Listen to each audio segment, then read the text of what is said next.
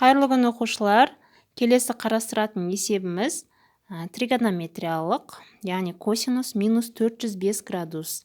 Бұны келтіру формуласы арқылы шығарамыз. Енді бізде косинус деген ол жұп функция болғандықтан минусты ескермейміз. Косинус 405 градус деп жазып аламыз. Енді осы косинустың ішінде 405 градустың ішінде 90 4 рет қайталанады. Сол себепті былай жазып алсақ болады. Косинус 4 көбейтілген 90 градус қосылған 45 градус деп келтіріп алсақ болады.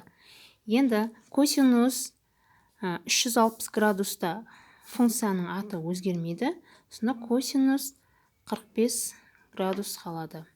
Косинустың 45 градустағы мәні түбір асты 2 бөлінген 2-ге тең.